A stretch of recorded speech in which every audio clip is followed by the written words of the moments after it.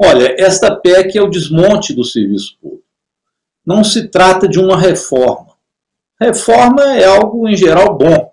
Para fazer uma reforma em casa, você vai arrumar o banheiro, colocar o azulejo melhor, às vezes você vai receber uma netinha, então põe um cômodo a mais para quando a netinha for lá, um fogãozinho de 6 bocas. Reforma é algo bom, mas não é o que o governo está fazendo.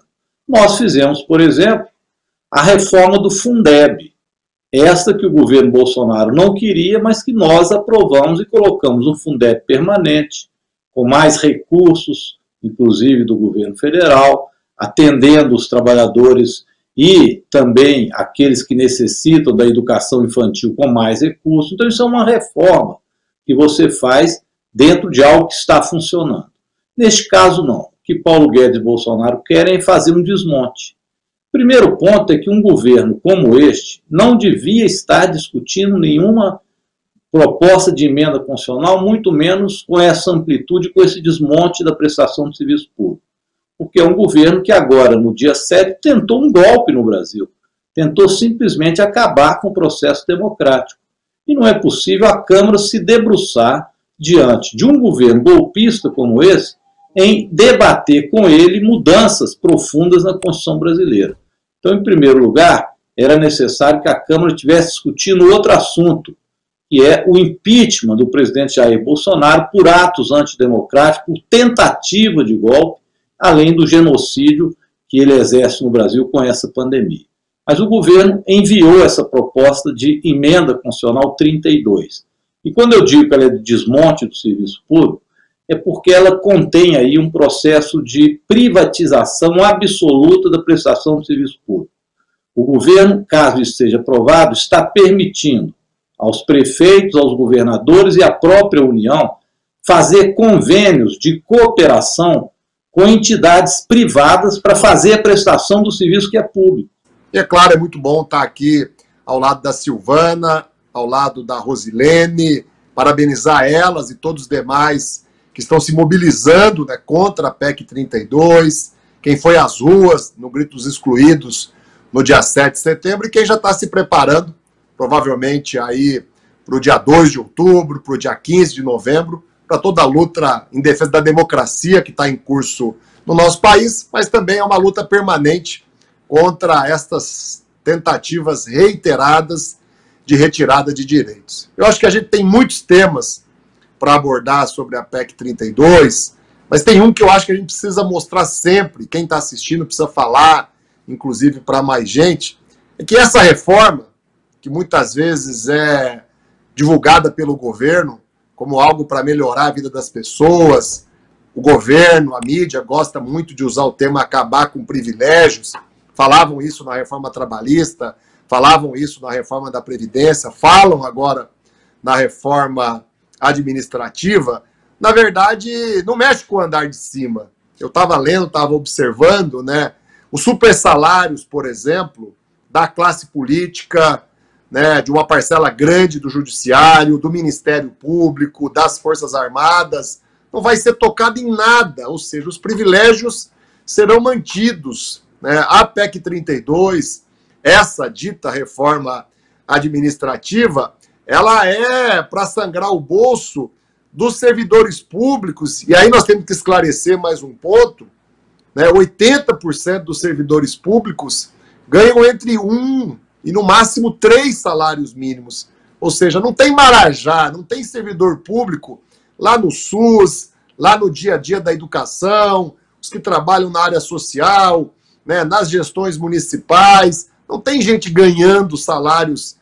grandiosos. Pelo contrário, tem muitos casos que estão ganhando salários bem abaixo, 1 salário mínimo, 2 salários mínimos, do que qualquer outro profissional com o mesmo nível de formação. Acho que esclarecido essas duas coisas, cabe sim reforçar mais uma vez que a PEC ela não atinge só servidores públicos, ela atinge principalmente quem precisa do serviço público.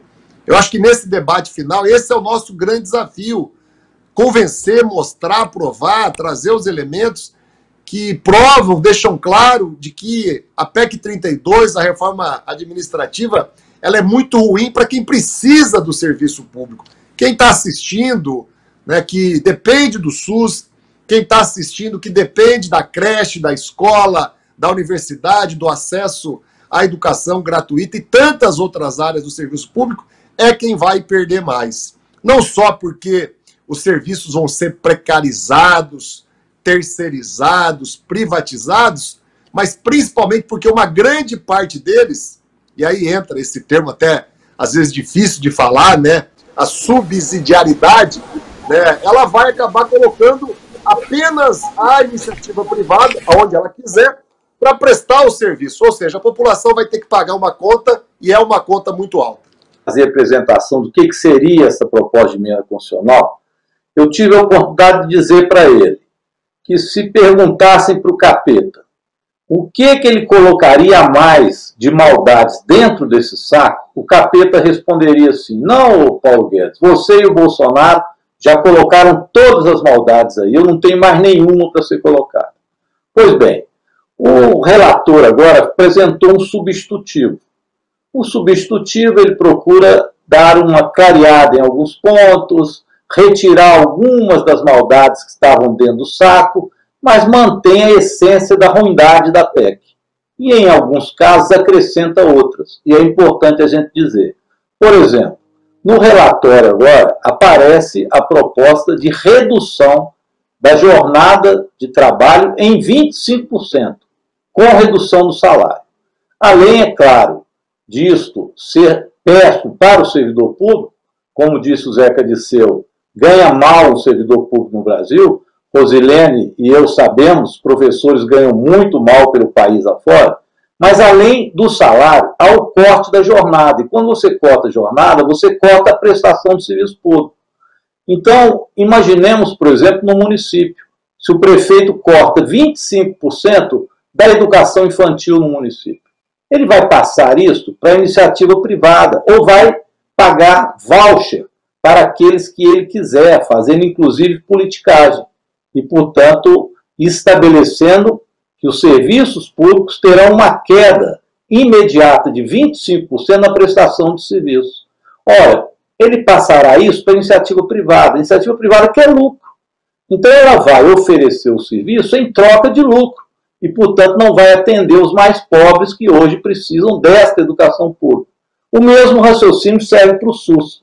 Então, este corte de 25% da jornada e do salário é algo que foi colocado agora. Ela já estava numa PEC no Senado em que Bolsonaro já havia remetido anteriormente e não conseguiu aprovação. Mas eles insistem em reduzir a prestação de serviço em 25% de forma imediata. Então, imagino o que seria isso para aqueles que precisam do serviço público.